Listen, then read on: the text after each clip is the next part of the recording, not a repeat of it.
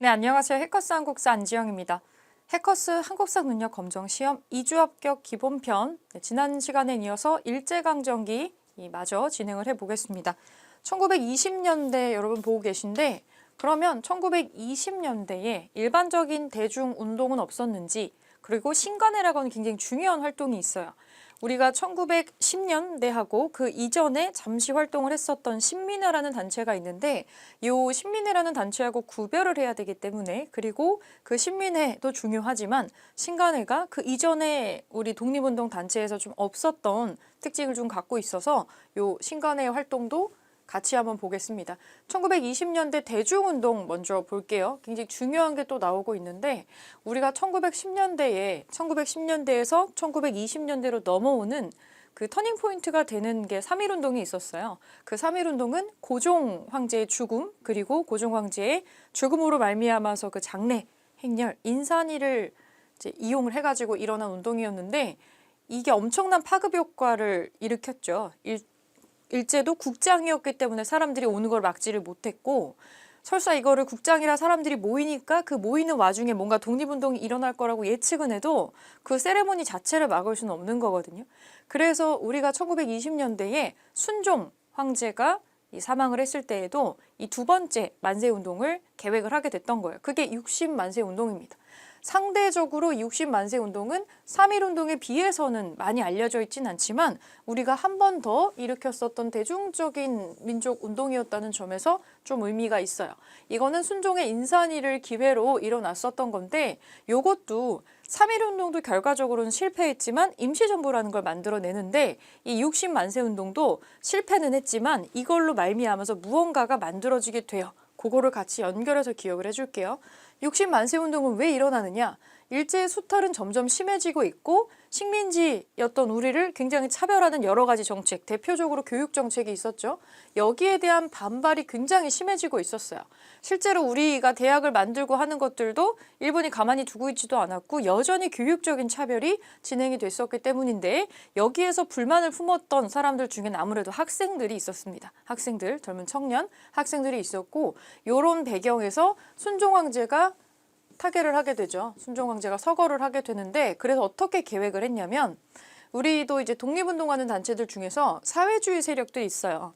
이 시기에 사회주의가 우리나라뿐만이 아니고 일본에도 뭐 중국에도 러시아를 중심으로 해서 전 세계적으로 사회주의 운동 같은 게 일어나기 시작했던 시점인데, 이 사회주의 세력과 천도교 세력, 그러니까 천도교는 종교이긴 하지만 일종의 민족주의적인 성격을 좀 가지고 있죠. 독립운동에 굉장히 몰입을 했었던. 그리고 여기에 플러스로 학생단체들이 연합을 해서 순종의 인산일, 요 날짜가 6월 10일이에요. 이거를 60만세 운동이라고 하는 거거든요. 요거를 거사일로 삼아가지고 대규모 시위를 기획을 합니다. 어떻게 전개됐냐면, 사회주의 세력이랑 이 천도교 연합이 계획은 했는데, 일본도 이 제2의 만세운동이 일어날 거라고 걱정을 했겠죠. 그때 너무나 크게 일어났었기 때문에 이런 게 또 일어나면 정말 곤란하다. 그래서 미리 이걸 좀 알아보려는 시도도 있었고 하는 과정에서 발각이 돼요. 사전에 발각이 되는 일이 벌어지게 돼요. 이 발각이 되어서 결국에는 크게는 못하고, 성인을 중심으로 됐었던 독립운동가가 됐었던 그런 거는 못하고 학생단체 시위만 예정대로 진행이 돼요. 이 학생들은 아무래도 그냥 일반 성인들보다는 움직이는 반경이 좀 자유로웠기 때문이고, 학교라는 단체로 모이는 게 가능했잖아요. 그래서 이제 학생들은 그대로 진행을 하게 되는데, 학생들 중심으로 주로 모였던 60만세 운동, 이 자료 사진 같은 것도 종종 나옵니다. 그래서 만세 시위가 전개는 됐어요. 격렬하게 전개가 됐고, 물론 3.1 운동보다 규모는 훨씬 작았지만, 여기서 우리가 봐야 되는 의미는 뭐냐면, 이 만세 시위를 계획하는 과정에서 원래 사회주의 세력이랑 민족주의 세력은 서로 같은 길을 가지 않는데, 얘네 둘이 연합을 했단 말이에요. 지금 이 연합을 했다는 점에서 의미가 있어요. 원래 연합 안 하는데 왜 연합을 하게 됐느냐면, 사회주의 세력도 탄압을 되게 많이 받거든요. 어떻게 탄압을 받냐면, 사회주의의 기본 이론 중에 하나가 뭐 모두가 다 똑같이 잘 먹고 잘 산다는 그런 게 들어가 있어요. 근본적으로 사회주의라는 개념에서는, 뭐 공산주의, 사회주의 개념에서는 제국주의라는 거는 허용이 되지 않는, 어떻게 보면 이 사회주의 운동 자체가 독립운동이랑 의미적인 궤는 같이 하거든요. 그래서 사회주의 운동은 잠정적으로 독립운동이라고 일본은 생각을 해요. 1920년대에 치안유지법이라는 걸 만들어서 이 사회주의 운동을 상당히 탄압을 합니다. 궁극적으로는 이것이 독립운동이랑 직결된다고 여겼기 때문이겠죠. 그렇게 해서 탄압을 받고 있었어요, 사회주의가. 그러니까 좀 흔들리고 있는 상태, 규모적으로 좀 흔들리고 있는 상태에서 민족주의 쪽은 두 갈래로 분열이 일어나요. 왜냐하면 이들 중에서 1920년대 일본이 했었던 이 일제의 통치의 가장 중요한 포인트가 뭐냐면 1910년대에 공포정치를 그렇게 했는데도 얘네를 완전히 굴복시키지 못했더라. 그렇다면 이제 내부 결속을 흔드는 게 훨씬 더 중요하겠구나. 얘네들끼리 너무 똘똘 뭉쳐버리니까 이거를 없애버리자라고 생각을 해요. 그래서 뭘 하느냐. 우리를 분열시키기 위해서 약간 고피를 풀어주는 척하면서 우리 내부 결속을 흐트리면서 이간질을 하는 거죠. 친일파를 양성하는 일을 합니다. 그렇게 해서 어떤 혜택을 받고 친일파가 되고 친일파까지는 아니더라도 긴가민가하게 하는 거죠. 이게 그냥 일본에 협력을 하면 어느 정도 자치권도 얻을 수 있고 한 것 같은데 괜히 이제 분란을 일으켜가지고 애꿎은 희생을 내는 것보다 지금은 우리가 힘이 없으니까 그냥 조금씩 자치권을 얻어서 그냥 그렇게 가는 게 조금 더 합리적이지 않나? 이런 생각을 하는 민족주의자들이 나온 거예요. 그러니까 민족주의가 두 갈래로 나뉘어버린 거죠. 두 갈래로 나뉘어가지고 조금 타협을 해서 가도 될 것 같은데 타협파가 생긴 거죠. 자치권 같은 거를 좀 들먹이면서 그리고 무슨 소리 하는 거냐. 절대 그런 건 없어 하는 절대 우리는 타협하지 않아. 그럼 기회주의 배격하겠어 하는 비타협 쪽으로 두 갈래가 나버린 거죠. 그래서 어느 쪽이랑 연합을 한 거냐면 비타협적인 민족주의 계열하고 사회주의 세력이 연합을 한 거죠. 연합을 했다는데 의미가 있습니다. 그래서 연합을 해서 가능성이 생긴 거예요. 어쨌거나 따로따로 활동하는 것보다는 하나의 목표를 가지고 같이 움직이는 게 파급 효과는 훨씬 크잖아요. 실패는 했지만서도. 그래서 이거를 여러 개로 쪼개져가지고 뭔가 운동을 하는 것보다 바구니 하나에 다 모여가지고 지금 저 제국주의 일본을 상대하려면 우리가 다 힘을 합쳐야 돼. 유일당 만들어야 돼. 이런 얘기가 나오고 있었던 거죠. 민족 유일당 운동이 전개가 되는 굉장히 중요한 계기로 나왔던 게 60만세 운동인 거예요. 여기 기출 사료를 보니까 이날은 순종황제의 인산, 장례일이었다. 쭉쭉쭉 나오고 있고 그래서 만세운동이 하는 과정에 대한 사료가 나오고 있는데 이 60만세 운동 요 장래일에 맞춰가지고 우리가 우리의 국권을 찾으려는 공통된 목적을 가지고 상당히 다른 컬러를 가지고 있는 독립운동가들이 여기에 참여를 해서 한 덩어리로 우리가 움직일 수 있네라고 하는 걸 확인을 해본 사건이었다고 볼 수가 있어요. 60만세운동, 민족 유일당이라고 하는 거에 대한 필요성과 가능성을 확인했다는 데 그 의미가 있습니다. 자, 그럼 이렇게 되네요. 이렇게. 민족 유일당 운동의 배경. 방금 설명드린 것처럼 민족주의 세력이 두 갈래로 분열을 해버립니다. 자치론이라는 게 참 말은 그럴듯하죠. 일제의 지배를 우리가 지금 어떻게 벗어나겠어. 이거 인정은 하자. 인정을 하면서 요 범위 안에서 점점점 좀 자치권을 획득하면 되지 않겠냐. 일제의 일본에 어느 정도는 협력을 해주면서 우리가 얻어낼 건 얻어내자라고 하는 거죠. 주로 지식인층에서 이런 얘기가 나오는데 이런 사람들이 나오면서 분열을 하게 돼요. 절대 그런 건 없고 완벽하게 원래 우리가 가지고 있었던 독립을 단독적으로 해야 돼. 완전한 독립을 추구하는 민족주의 세력이 있어요. 그리고 지금 사회주의 세력은 점점 약화되고 있었어요. 치안유지법으로 혹독하게 탄압을 받고 있었기 때문에 이거의 빈 공백을 메꾸기 위해서 어느 정도의 연합은 필요하다. 그리고 지금 들어보니까 비타협적 민족주의 계통하고는 우리가 연대를 할 수 있을 거라는 생각을 하게 된 거죠.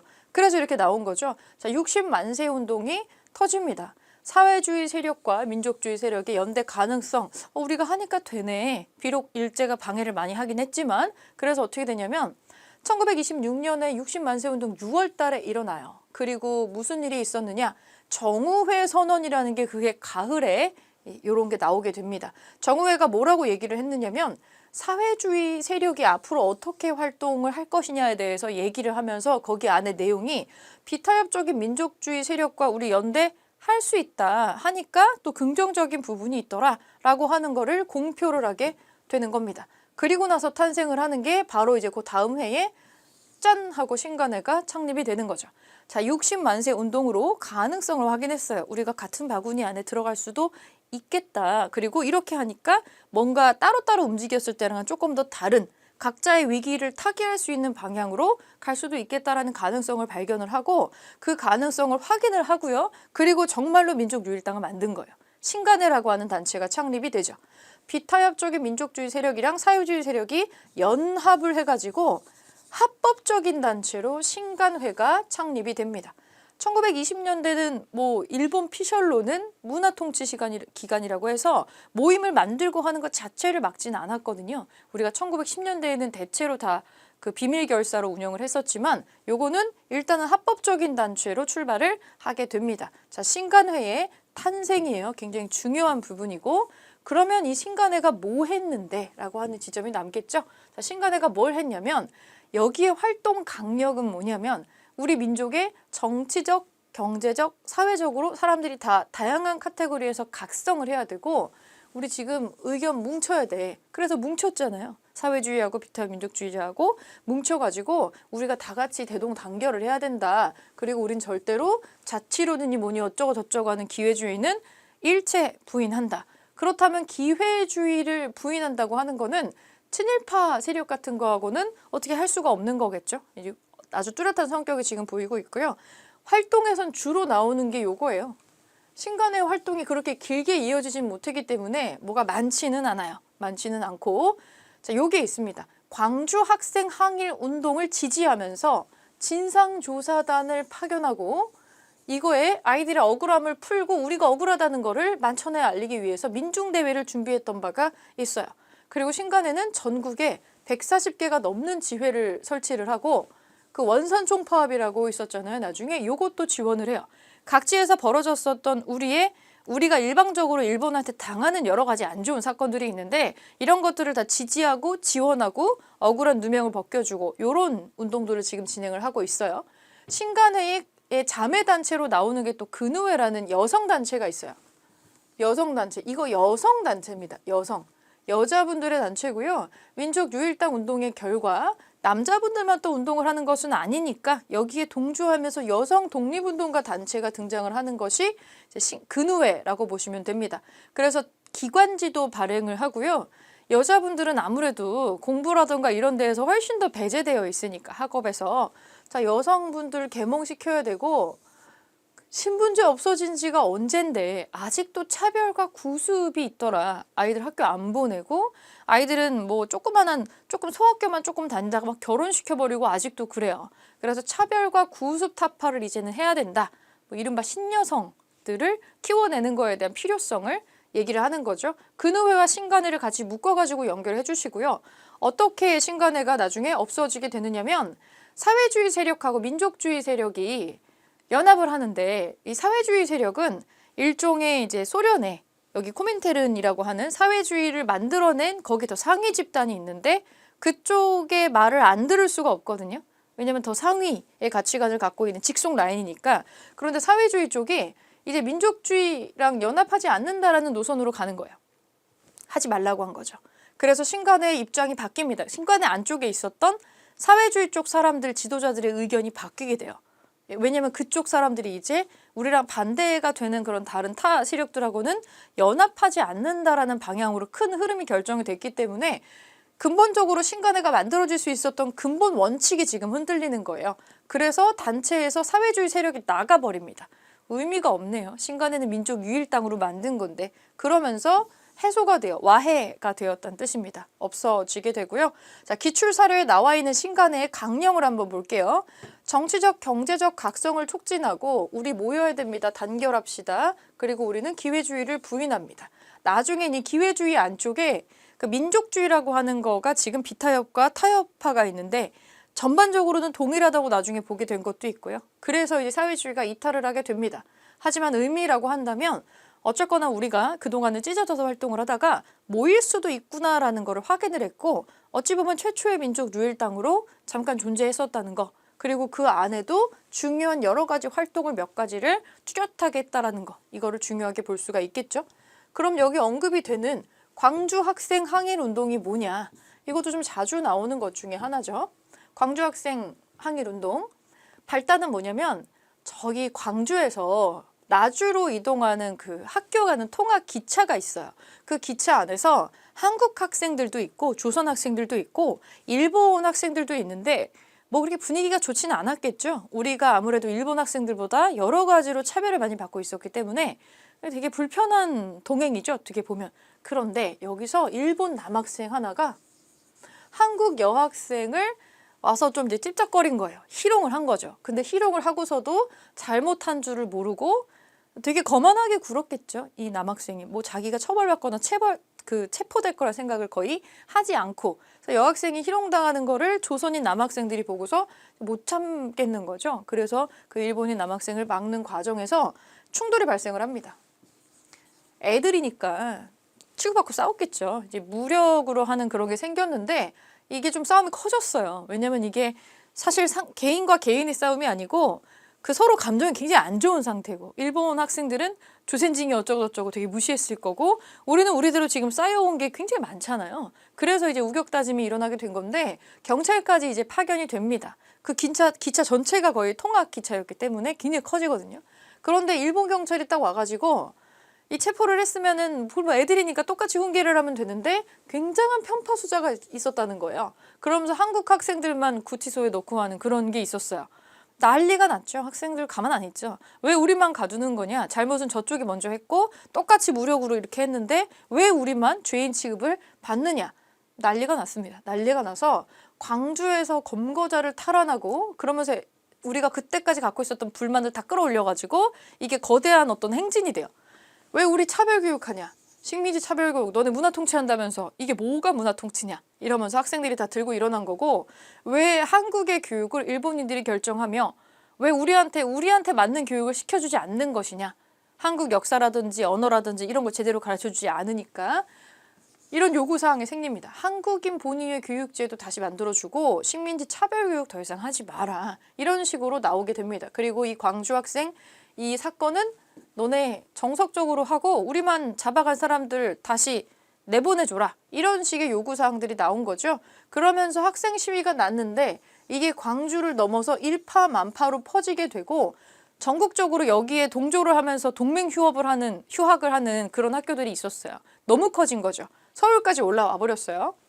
그러면서 결국에는 학생들만의 문제가 아니라 여기에 동의하는 한국인들도 움직임을 좀 있게 되어서 전반적으로 항일투쟁의 성격을 띠게 됩니다. 요게 이때 신간회가 있었을 때 벌어진 일이라서 신간회가 우리가 진상조사하겠다. 진상조사단을 파견하고 일본의 편파적인 이런 거에 대해서 우리가 민중대회를 열어가지고 시시비비를 가리자라고 계획을 했는데 당연히 일제가 가만히 두고 보지 않았을 거기 때문에 실패를 하게 되는 거죠. 자, 의미는 뭐냐? 이게 우리가 생각하는 것보다 되게 크게 일어나요. 학생들이 다니는 학교라고 하는 거는 일종의 대량으로 학생들이 모여있는 집합체잖아요. 규모 있게 일어났다는 뜻이죠. 그리고 이게 광주에서만 된 게 아니라 전국에 있는 학교들이 여기에 호응을 하게 되면서 엄청난 규모로 일어나게 됩니다. 학생들이 많았으니까. 3.1운동 이후에 일어난 규모로 치면은 3.1운동 다음이에요. 가장 큰 규모의 민족운동으로 평가를 하고 있습니다. 그리고 전국 각지에서 여기에 동의하면서 우리 이대로 그냥 못 넘어간다. 동맹휴학이 일어나게 되는 도화선으로 이게 작용을 하게 되는 거죠. 그래서 기출 사료로 많이 나와요. 자, 여기 구체적인 광주의 그 기차에서 일어난 사건들이 나오죠. 광주 여자 고통고등학교 학생 박기옥이 광주에서 돌아와 나주역을 나오려고 할 때 광주 중학교 학생 후쿠다, 일본인이죠. 앞을 막고 희롱하였다. 이에 박기옥의 사촌 동생인 광주 고등보통학교 학생 박준채가 그 무리들을 질책을 하니 일본인 중학생들이 도리어 고함을 치며 덤벼들었고, 그러니까 무력도 우리가 먼저 한 것도 아니죠. 그쪽에서 먼저 뭐 믿는 데가 있으니까 이렇게 했겠죠. 무력 도발을 하고 또 맞고 또 가만히 안 있겠죠. 우리가 주변에 있는 사람들 다 달려들면서 이제는 한국 학생 대 일본 학생의 어떤 그런 트러블로 크게 비화가 되게 된 거겠죠. 이런 사료가 자주 나오니까 이 사건이 어떤 사건인지 머릿속에 좀 넣어주시면 좋겠고요. 자, 이거 문제로 어떻게 나오는지 보겠습니다. 1번, 가에 들어갈 사진으로 옳은 것은 사진으로 보는 항일민족운동이라고 나와 있네요. 사진을 통해 일제강점기 항일민족운동을 살펴볼 수 있다. 자, 1910년대에 3.1운동, 1920년대에 비어 있고요. 1930년대에 홍커우 공원 의거가 나오고 있습니다. 이거는 이제 윤봉길 의거를 얘기를 하는 거겠죠. 자, 그럼 들어갈 거 골라볼게요. 정미의병. 이건 1920년대가 아니라 1907년이죠. 아직 국권 피탈당하기 전입니다. 정미의병. 자, 2번 60만세운동. 그쵸? 이게 여기 들어갈 수 있겠죠? 1926년에 일어났던 거니까 2번으로 넣어주시고 3번 조선의용대의 창설. 조선의용대가 창설되는 건 1930년대입니다. 1930년대. 자, 4번 헤이그 특사 파견. 이것도 국권 피탈당하기 전이죠. 이거 1907년이니까. 그래서 2번으로 답 찾아주시면 되고, 자, 2번 문제. 가에 들어갈 민족운동에 대한 설명으로 옳은 것은 1926년 그날의 길을 따라 라는 제목이 있네요. 우리 동아리는 이 민족운동 당시에 만세 함성이 울려 퍼졌던 길을 함께 걸으며 그날의 의미를 되새겨 보고자 합니다. 중앙고보 학생들이 경문을 뿌리면서 만세를 외친 곳, 단성사 인근이 나오고 있고, 창덕궁의 돈화문, 정문이에요. 창덕궁 정문. 순종의 장례 행렬이 출발한 곳. 엄청난 힌트가 나오죠. 순종의 장례. 그리고 학생들이 여기를 따라서 이렇게 만세를 외쳤다. 그러다 체포된 사람들이 있고, 그 왕의 장례 행렬이라고 하는 것은 이거는 지금은 운구 행렬이라고 해서 차량으로 하죠. 시신이 궁궐에 모셔져 있었던 시신을 이 궁에서 갖고 나와가지고 우리는 서울 안에다가 무덤을 쓰지 않아요. 왕이든 일반인이든 서울 바깥쪽에다가 무덤을 만들게 돼 있어서 왕도 예외는 아닙니다. 그래서 서울 바깥으로 나가서 무덤 위치가 왕릉이 정해지게 돼요. 보통은 궁에서 나와서 보통 흥인지문으로 나가요. 흥인지문. 동대문이라고 부르는 여기로 나가기 때문에 이게 운구 행렬을 지나가는 통로라고 보시면 됩니다. 그렇다면 요 순종의 장례 행렬을 활용해서 학생들 중심으로 일어났었던 민족운동 1920년대 60만세 운동이죠. 60만세 운동.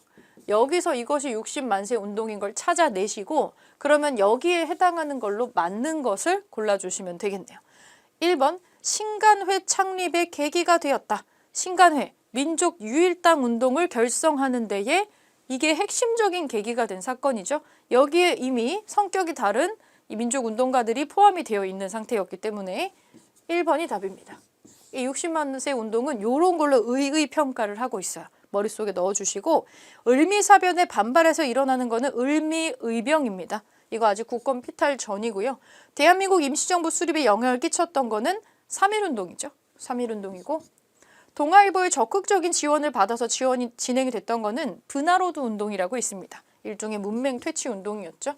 그래서 1번으로 답 찾아주시면 됩니다. 자, 3번 다음에 가상뉴스에 가에 들어갈 단체로 옳은 것은 이상재 선생의 장례가 사회장으로 거행되었습니다. 선생은 일체의 기회주의를 부인함.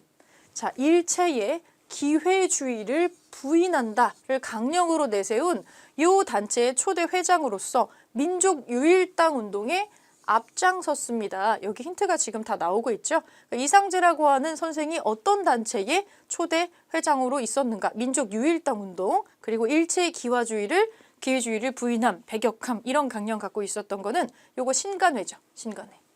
딱 신간회의 정의에 해당하는 내용이 뉴스로 나오고 있었습니다. 2번 여러분들 이 문제를 통해서 신간회의 초대 회장으로 있었던 사람이 이상재 선생이구나 라는 것도 기억해 주시면 좋을 것 같아요.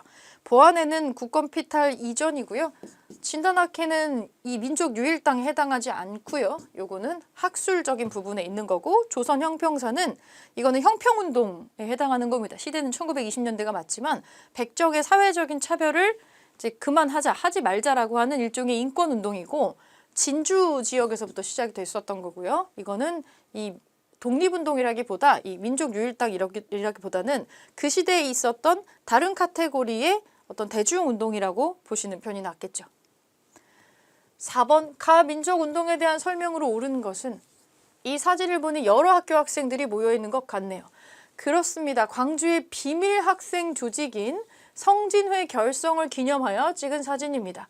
성진회에 참여했었던 장제성, 왕지일 등은 1929년 한일 학생들 간의 충돌로 촉발된 요 가 운동에서 핵심 인물로 활동했습니다. 1929년에 한일 학생 간의 충돌로 발족됐었던, 그리고 여기에 지금 광주라는 지명 힌트가 있어요. 이거 광주 학생 항일 운동이구나. 요거 여기서 알아낼 수 있습니다. 맞는 거 고를게요. 대한매일신보의 지원을 받지 않았습니다. 대한매일신보의 지원을 받았던 민족운동은 국채보상운동이죠. 국채보상운동. 통감부의 탄압으로 실패했다. 통감부라고 하는 건 일제강점기가 되고 나선 들어볼 수 없죠. 우리 총독부가 됐으니까 이제 최고 통치기구가 요거 둘 다 똑같은 민족운동이네요. 이거도 국채보상운동에 해당하는 내용이고요. 순종의 인산이를 계기로 일어났었던 것은 앞서 봤었던 60만세 운동이 되겠고 신간에서 진상조사단을 파견을 해서 진상조사하고 이걸 사람들한테 대중대회를 개최해가지고 보여주려고 시도했었죠. 네, 4번으로 찾아주시면 될 것 같아요. 자, 이렇게 1920년대를 보고서 이제 1930년대로 좀 넘어가 보겠습니다. 1930년대가 되면 시대 상황이 또 조금 바뀌게 되거든요. 이때는 일제의 식민 통치 방식이 또 바뀝니다. 왜 바뀌느냐? 이제 우리가 요 시대에 일어났었던 일제의 통치 스타일을 민족 말살 통치라고 합니다. 그냥 말 그대로예요. 우리의 민족성을 완전히 없애버리려고 하는 통치예요.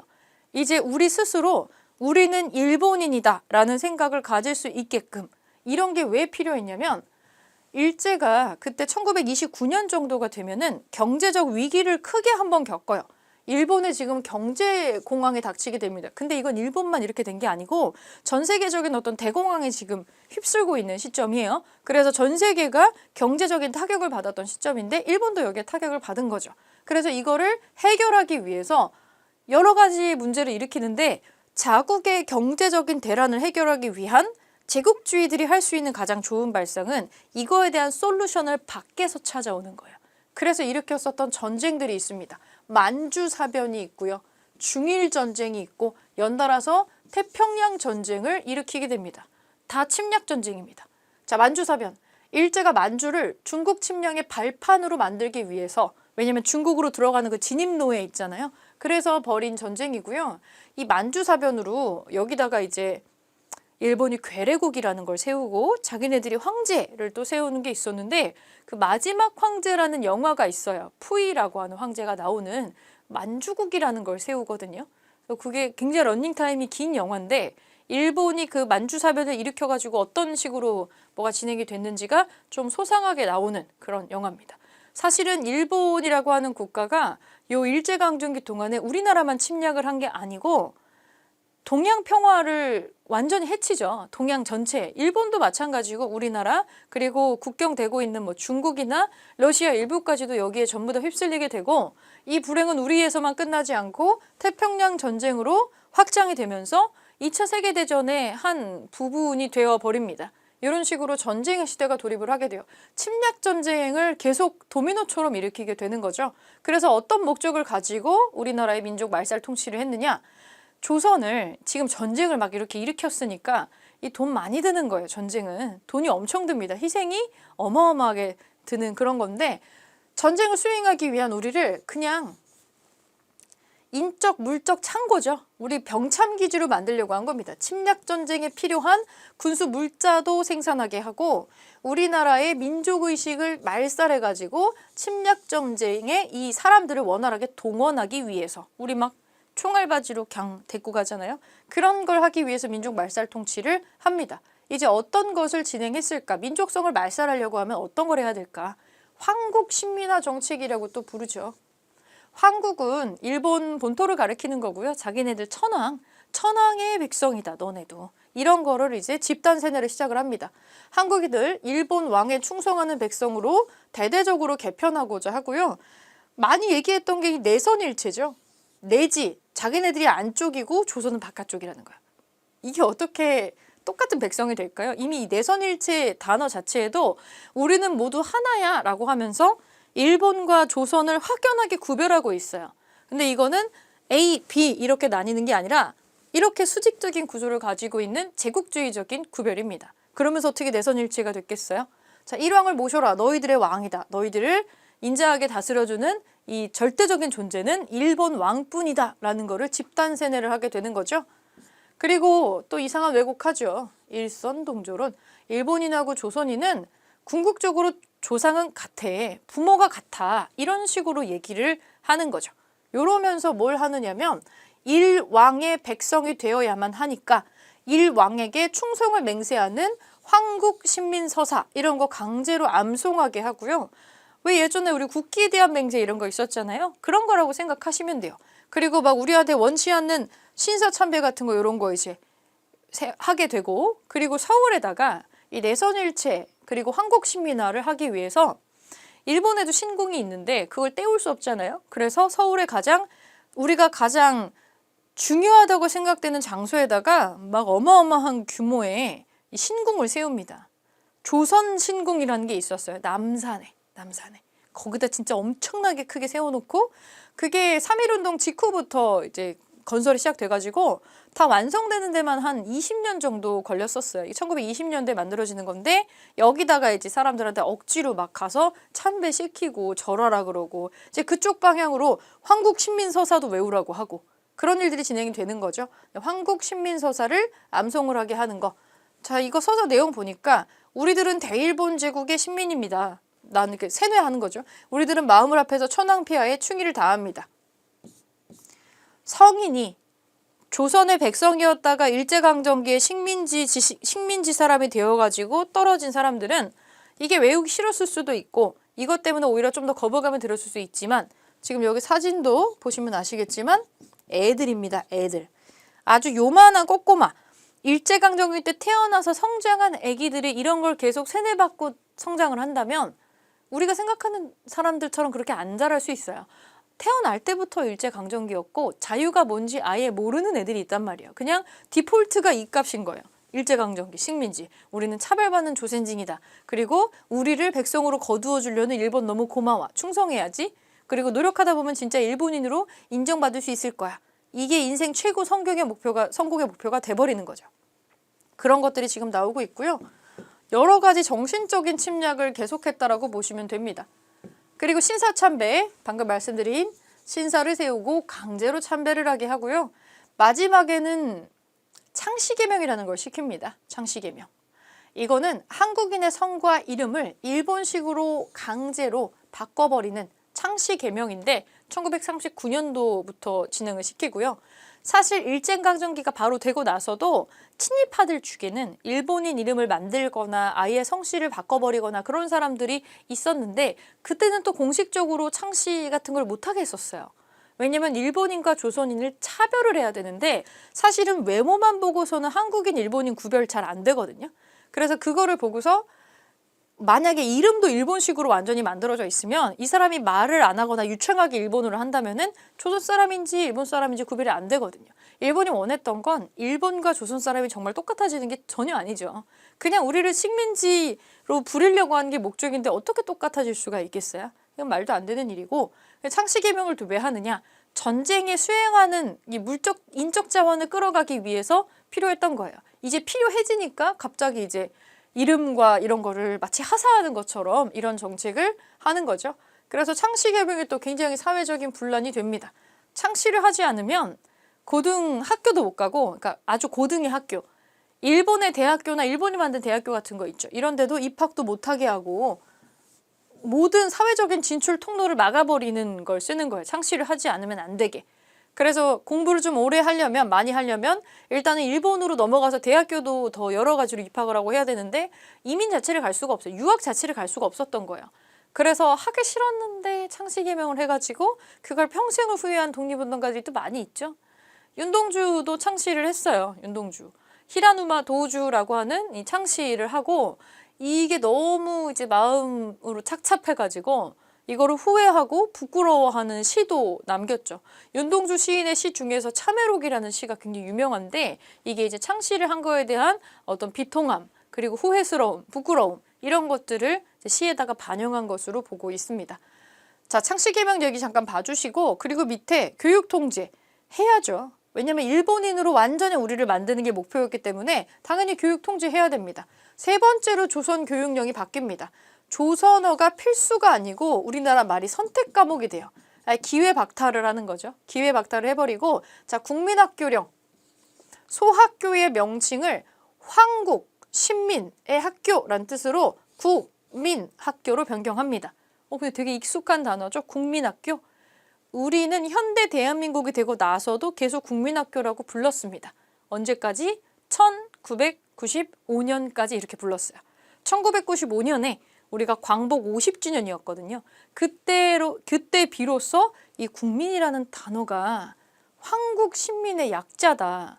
일본이 3차 조선 교육령으로 바꾼 이름을 아직도 쓰고 있다, 우리가. 그래서 그때 역사 바로 세우기 사업으로 국민학교를 초등학교로 바꾼 겁니다. 되게 오래 걸렸죠. 요게 요때부터 국민학교가 됐었던 거예요. 그리고 3차를 한 지 얼마 안 돼서 바로 네 번째. 처음엔 선택 과목만 하다가 이제 없애버립니다. 조선어 B 없어짐, 조선사 역사 B 없어짐. 근데 국어 시간은 있어요. 일본어를 배우는 시간. 국사 시간도 있어요. 일본사를 배우는 시간. 이렇게 나옵니다. 우리의 어떤 문화를 원천 차단, 봉쇄해버리는 거죠. 그리고 독립운동가 골치 아프거든요. 얘네들 자꾸 활동하게 냅두면 우리나라 사람들 갖다 쓰는 거 불편하니까 뭐 하느냐. 자, 독립운동을 아주 근본적으로 뿌리를 뽑기 위해서 아직 뭔가 하지 않았는데도 가두는 그런 법 같은 걸 계속 만들어가지고 우리나라 독립운동가는 일제의 우리 침략을 인정하지 않죠. 한일합병 인정하지 않는단 말이에요. 그래서 이거를 일본 사람들은 사상범으로 분류를 또 합니다. 그래서 법을 뭘 만드느냐. 조선 사상범 보호 관찰령이 있습니다. 자, 독립운동가를 감시하는 어떤 관찰령이 내려지는 거예요. 독립운동가를 일종의 불법 시찰이죠. 그런 걸 하는 건데 더 나아가서 확연하게 태평양 전쟁을 일으키는 이 시대가 되면 이 독립운동가의 모든 활동이 불편해집니다. 그래서 뭘 하느냐? 조선 사상범 예방구금령이 있어요. 보호관찰령은 멀리서 이렇게 감시만 하는 거지만 예방구금령은 뭐예요? 독립운동 혹은 이 일본 피셜 불온한 행동, 독립운동이죠. 이 독립운동을 할 것 같은 사람들이 있어요. 아직 한 건 아니에요. 할 것 같은 사람들이라고 판단이 되면 그걸 예방하기 위해서 재판 없이 그냥 구치소나 교도소에 가둬둘 수가 있는 거예요. 되게 이상한 거죠. 말이 안 되는 거지만 이런 거를 만들면서 우리의 손발을 묶어두는 그런 활동을 한다는 거죠. 그리고 이제 언론사 막아버립니다. 언론사. 조선일보, 동아일보, 우리말로 나오는 신문들 전부 폐간하면서 아예 언로도 막아버리게 됩니다. 사실상 일본의 마지막 발버둥이었다고 보여요. 태평양 전쟁은 결코 일본에 유리한 전쟁이 아니었기 때문이에요. 이런 식으로 역사가 흘러갑니다. 경제 수탈은 주로 전쟁 물자랑 연결돼서 집중되겠죠. 1930년대 이상한 운동 하나 해요. 농촌진흥운동이라는 걸 하는데 우리 29년도부터 지금 경제공황 때문에 전반적으로 살림살이 어려워지거든요. 농촌경제 완전 최악입니다. 그래서 우리도 일본이 우리나라한테 뜯어가는 쌀의 양이 너무 많았어요. 그리고 일본인 지주나 친일파 지주들이 살기가 어려워지니까 괜히 소작농들을 더 쥐어짜는 바람에 그 쥐도 궁지에 몰리면 고양이를 물잖아요. 너무 힘들어가지고 이렇게는 우리가 먹고 살 수가 없다 하면서 노동운동 같은 게 일어나게 됩니다. 세금 내는 건 줄여주고 우리가 가져가는 걸 조금 늘려줘라. 일단 생활은 할 수 있어야 될 거 아니냐. 이런 식의 어떤 소작쟁이가 빈번하게 일어나죠. 당신들에게 납부하는 우리 소작료는 좀 낮춰주고 우리가 가져가는 양을 조금 늘려달라는 건데 정상 범주 안에서 하자는 거죠. 그런 소작쟁이가 아주 빈번하게 일어나게 되고요. 결국에 뭘 하냐면 농민들이 여기저기서 너무 불만이니까 지금 전쟁을 수행하는 데 있어서 이런 불순분자의 사건, 사고들은 되게 불편하고 번거로운 거거든요. 국가 탄압을, 그러니까 하나로 통합을 할 수도 없고 그래서 뭘 하냐면 조선 농지령이라는 걸 만들어서 자 봐봐봐 우리가 이런 거 할 거니까 그만해 적당히 해 하고 무마를 하려고 했는데 이게 뭐냐면 농민의 소작권 확립을 보호하기 위해서 제정을 한 건데 그 농지의 소작의 어떤 권한을 보호해주고 하는 건데 뭐 별로 그렇게 큰 효과는 없었어요. 실제로는 반발을 무마하고 당근인 것처럼 보이게 해서 통제를 강화하려고 하는 회유책이었을 뿐 실제로 먹고 사는 게 힘들었던 농민들을 위해서 한 정책은 전혀 아니었다고 보시면 됩니다. 근본적으로 일제의 1930년대 경제 수탈은 거의 한 가지에 귀결돼 있어요. 우리를 병참 기지화로 만드는 거. 한반도를 전쟁 물자를 생산하는 그 공장 정도로 생각을 합니다. 자, 석탄, 철 등등등이 풍부했었던 한반도 북부, 저기 북한 쪽에 여기를 중심으로 군수산업이 굉장히 발전이 되고요. 요건 고스란히 일제의 군사활동을 돕는 데 소모가 되게 되는 거죠. 특히나 중일전쟁 일으키고 나서 굉장히 심해집니다. 중일전쟁이 반발하고 나서 일본의 침략전쟁은 이거부터 완전 스타트가 되거든요. 엄청나게 계속 일어나게 되고요. 우리나라에서 모든 자원을 쪽 뽑아가기 위해서 국가 총동원법이라는 걸 제정을 해요.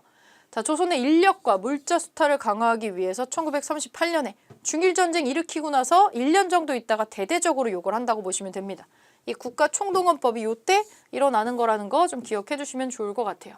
자, 국가 총동원법. 그냥 단어가 나오니까 이 사료에서도 요 단어가 나오는지 안 나오는지 좀 보시면 좋겠고요. 주로 물자에 대한 내용이 쭉 적혀 있죠.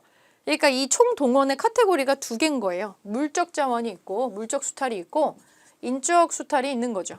산미 증식 계획이라고 한번 했었잖아요. 이거 별다른 실효를 거두지 못하고 중단했었는데 이거 다시 합니다.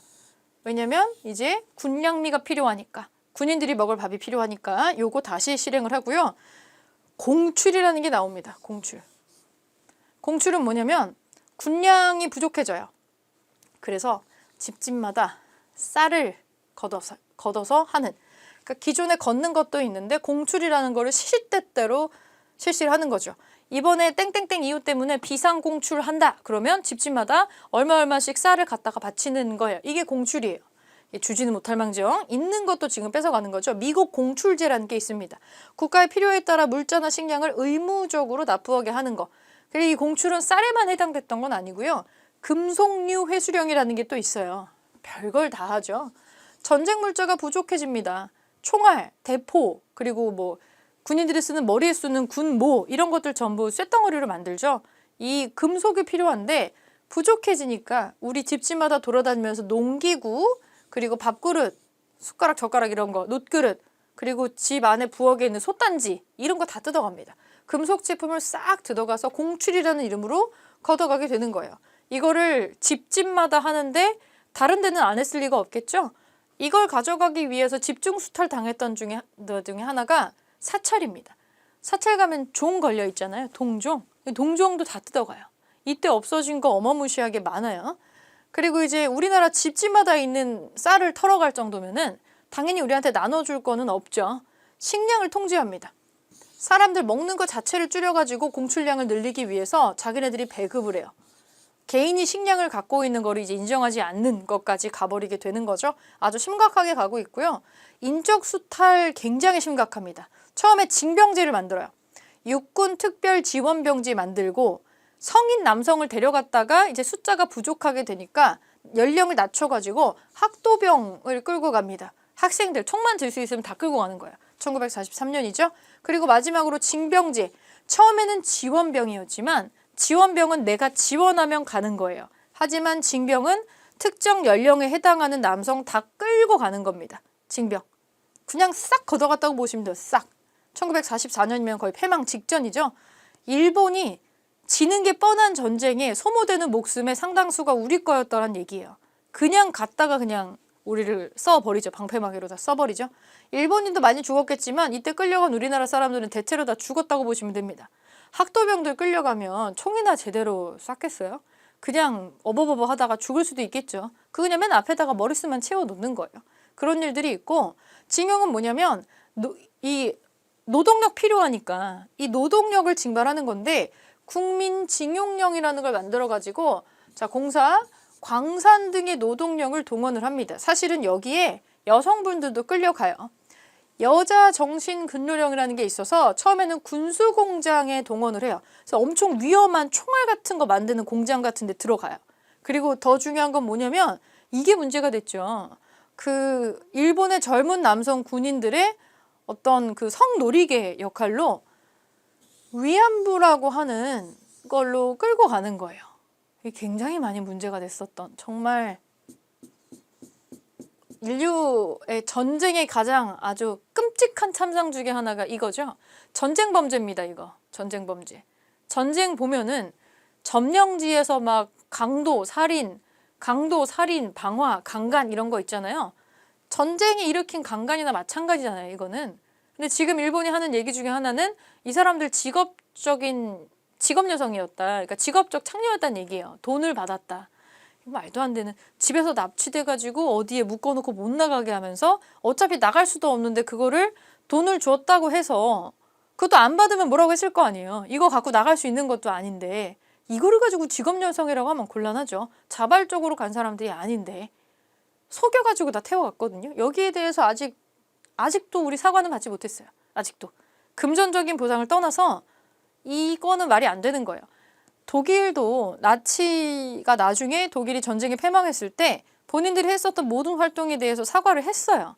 그리고 전범으로 재판도 받았고 배상을 하고, 그리고 지금 독일이나 이런 데 가보시면 그 2차 세계대전을 후회하고 반성하는 여러 가지 기념 시설들이 마련이 되어 있고요. 이 독일의 역사책에서는 그 내용을 숨기지 않습니다. 누구나 그걸 학습을 하게 돼 있지만 일본은 없죠.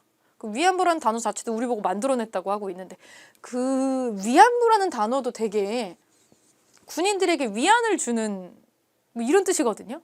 이들이 불렀던 이름이에요. 우리가 지칭을 하는 이름으로 써서는 안 된다고 그런 얘기도 있습니다. 달리 부를 이름이 없어가지고 이제 우리가 이렇게 부르는 거죠. 이거를 또 너무 막 성노리게 이런 식으로 부르면 아직 생존해 계시는 분들이 계시고 그분들의 유족분들이 계신데 또 굉장히 심적인 상처가 될 수가 있겠죠. 아직 해결이 안 된 현재 진행형의 문제입니다. 그래서 전쟁 수탈, 경제 수탈에 관련해서 그 놋그릇 같은 거 싹 걷어가는 이런 사진이 나오기도 하고, 강제 징병 모습이에요. 징병에서 가면서 앞에 깃발 같은 거 놓고서는 그 마을마다 이제 징병으로 이 청년들 싹 끌고 가면서 다 뛰어나와가지고 박수치게 해요. 이제 천황을 위해서 용감하게 싸우러 나간다 이러면서. 이거 뭐 다 울음바다입니다. 울음바다. 누가 보내고 싶겠어요. 살아 돌아온다는 보장이 전혀 없기 때문에. 자, 이런 상황이에요. 지금 요런 상황인데, 자, 요렇게 1930년대가 되면 문제는 어떻게 나오느냐. 자, 1번 먼저 보겠습니다. 밑줄군 시기에 있었던 사실로 옳은 것은 충남의 한 읍성 발굴 조사 현장에서 황국신민서사가 담겨진 돌기둥이 발견이 되었다. 자, 중일전쟁을 일으켜서 침략전쟁을 확대했던 시기래요. 중일전쟁을 일으켜서 중일전쟁이 일어난 시점이니까 1930년대로 여기서 체크를 해줄 수가 있겠죠. 그렇다면 1930년대, 30년대에 있었던 걸로 맞는 거 골라보겠습니다. 민족 말살 통치기죠. 신간회가 창립이 되는 거는 1930년대가 아니고 1920년대에 있었던 일입니다. 아니에요. 자, 신사참배가 강요되었다. 민족 말살 통치하면서 신사참배 강요하죠. 황국신민서사 같은 거 외우게 하고요. 2번 맞는 얘기고요. 교육 입국 주소가 발표가 되는 거는 이 국권 피탈 이전입니다. 이거 고종이 하는 거잖아요. 갑오개혁의 두 번째, 2차 갑오개혁 때 요거를 해요. 시기가 안 맞죠? 동양척식 주식회사가 설립이 되는 것도 국권 피탈 이전입니다.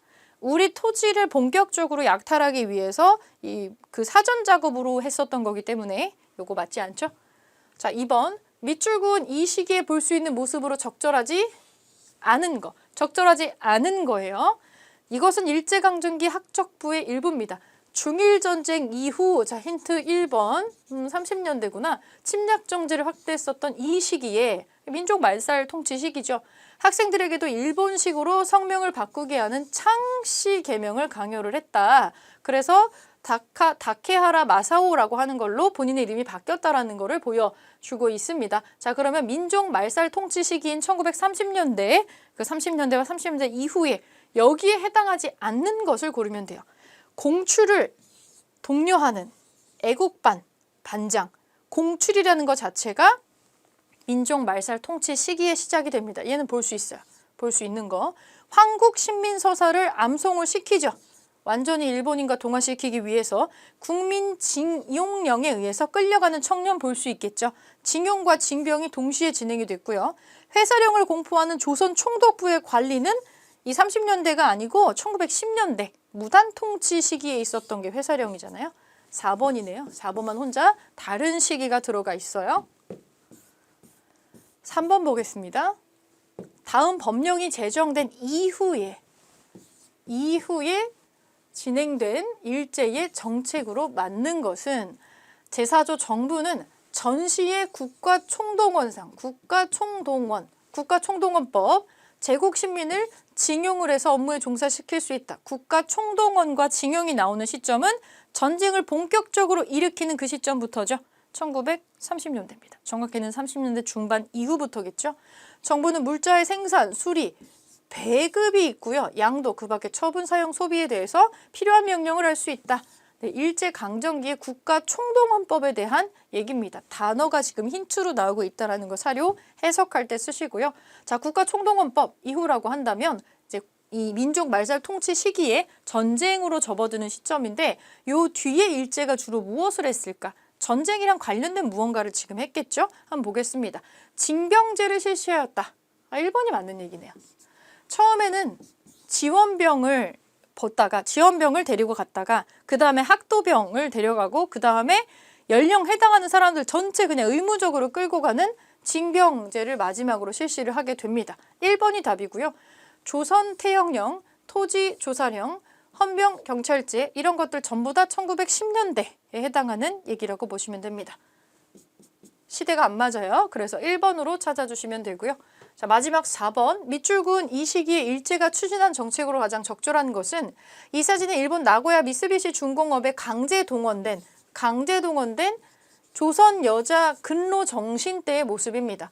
일제는 중일전쟁 이후에 침략전쟁을 확대했었던 이 시기에 한국인을 탄광이나 군수공장 등으로 끌고 가서 열악한 환경에서 혹사시켰습니다. 라고 나옵니다. 자, 민족 말살 통치 시기죠. 가장 적절한 거, 이 시기에 일제의 정책으로 제일 적절한 거 골라보겠습니다. 지게를 발급하였다. 이거 근대식 땅 문서인데요. 이건 일제강점기에 나온 게 아니고 한참 앞선 시기에 대한제국 때 발행이 됐던 거죠. 이거 1900년대 초반에만 잠깐 발행됐다가 러일전쟁으로 중단되는 거였어요. 이건 시기가 안 맞죠. 조선 태형령을 공포하였다. 이 조선 태형령은 1910년대의 대표적인 거죠. 이것도 시대가 안 맞고요. 자, 미국 공출제를 시행하였다. 공출. 쌀 같은 곡식류를 가져가죠. 이 민족 말살 통치 시기에 전쟁의 수행으로 인해서 군량을 충당하기 위한 거였어요. 3번이 맞는 얘기고 헌병 경찰 제도는 2번의 태형령과 마찬가지로 1910년대에 해당되는 얘기입니다. 그래서 3번으로 찾아주시면 되겠는데 자, 여러분 지금 계속 주제마다 반복적으로 1910년대, 20년대, 30년대의 상황이 어땠고 일제가 그래서 통치를 어떻게 했고 우리는 어떻게 반응했고 하는 게 반복적으로 나오고 있습니다. 네, 여기까지 1930년대는 좀 정리를 해보고요. 다음 시간에 이제 요거 뒷시기부터 마무리를 해보겠습니다.